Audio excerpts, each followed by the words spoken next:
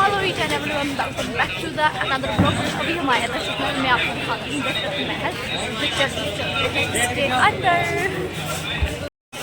ये इसकी एंट्रेंस है।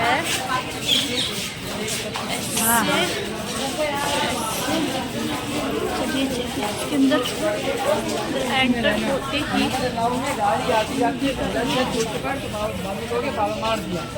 है ना गेट के बाहर तो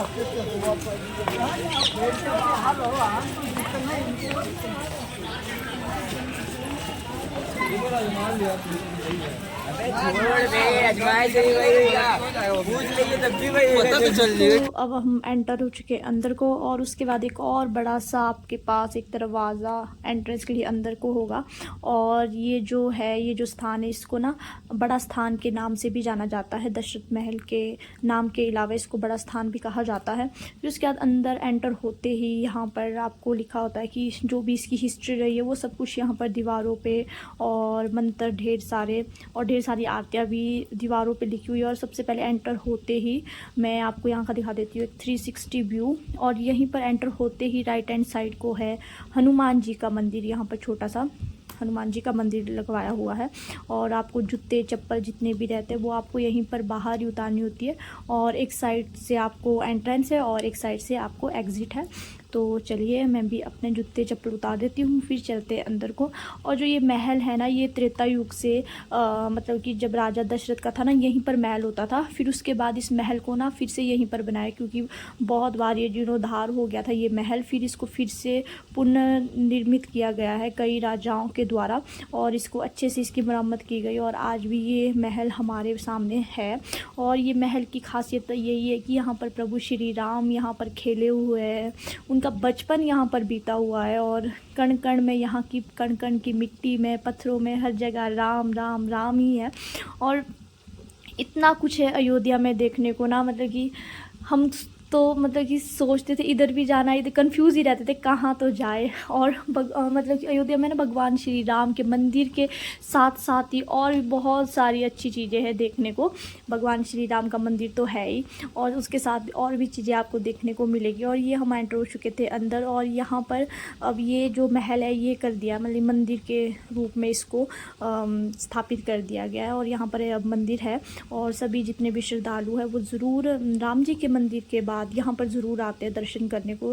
राजा दशरथ के महल को आते हैं यहाँ पे। और यहाँ पर अगर मैं बात करूँ, मूर्तियाँ रखी गई हुई है। एक तो राम लल्ला की मूर्ति रख गई है, उनके परिवार की मूर्ति, सभी के उनके परिवार की है, सीता, राम, लक्ष्मण, शत्रुघ्न और राजा दशरथ जी की सबकी मूर्तियाँ है। और एक साइड यहाँ पर ना राम जी के जो उनका जो बचपन का स्वरूप था, मतलब कि बाल रूप भी उनका यहाँ पर रखा गया है, बचपन की मूर्ति वो भी यहाँ पर रखी गई है। और मैंने पहले तो माथा टेक लिया था, फिर उसके बाद मैं ना शूट करने लग गई थी यहाँ पे। और क्राउड ना यहाँ पर बहुत ज़्यादा था, और मतलब कि आपको क्लियरली सुनाई भी नहीं देना था कि मैं क्या बोल रही हूँ। तो मैं यहाँ पर वीडियो में ना वॉइस ओवर दे रही हूँ।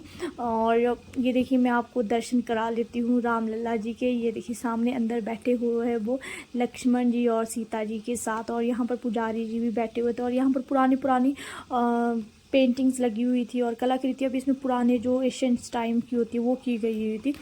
तो ऐसा था कुछ दशरथ महल। और फिर उसके बाद में वापस आ गए थे हम लोग दर्शन करने को। और मैं यहाँ पर वापस जाते हुए भी दिखा रही थी, ये देखिए कितना बड़ा गेट है। और ऐसा कहते हैं राम जी ना यहाँ से पहले खेलते थे और इसके ऊपर से छलांगे मार के आते थे। और इसकी हाइट आप देख सकते हो कितनी है। फिर कुछ हम मार्केट को आ गए थे, हमने लेनी थी स्वीट्स वगैरह घर के लिए, प्रसाद के लिए। और यहाँ पर मैक्सिमम शॉप में ना आपको लड्डू ही मिलेंगे। ज़्यादातर शॉपों में आपको बर्फ़ी, रसगुल्ला ऐसा कुछ भी नहीं मिलेगा, क्योंकि यहाँ पर ज़्यादातर लड्डू ही बिकते हैं, और लड्डू ही प्रसाद के रूप में चढ़ाए जाते हैं मंदिरों में। और अब हमारा हो गया यहाँ पर दर्शन वगैरह। अब चलते हैं हम आश्रम की, और आपको मैं मिलती हूँ आश्रम में। और यहाँ पर एक प्यारा सा बच्चा मुझे बोल रहा था अभी रुको रुको, अभी मत जाओ, आरती हो रही है। फिर हम रुके थोड़ी देर, फिर आरती जब हुई फिर उसके बाद हम गए, क्योंकि हमारी ट्रेन थी। और ये मैं रात को शूट कर रही हूँ 8 बजे। इसके बाद हमारी ट्रेन थी, तो हम अभी आरती के लिए रुके, फिर उसके बाद हम यहाँ से निकले।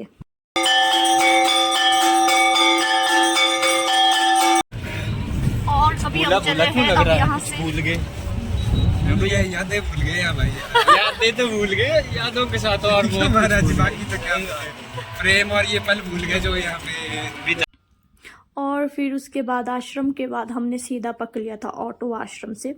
और हमें क्योंकि 10 मिनट में ही पहुंचना था कैंट की तरफ, अयोध्या कैंट की तरफ। ये जो रेलवे स्टेशन है इसे 10 मिनट हमें पहुंचने के लिए रह गए थे, पर हम ठीक टाइम पे पहुंच गए थे। हमारी ट्रेन मिस नहीं हुई और हम जल्दी जल्दी से भागे। और रिक्शे वाले भैया ने भी शॉर्टकट बीच बीच से पता नहीं कहाँ से शॉर्टकट लिया और हमें टाइम पर यहाँ स्टेशन पर पहुँचा दिया।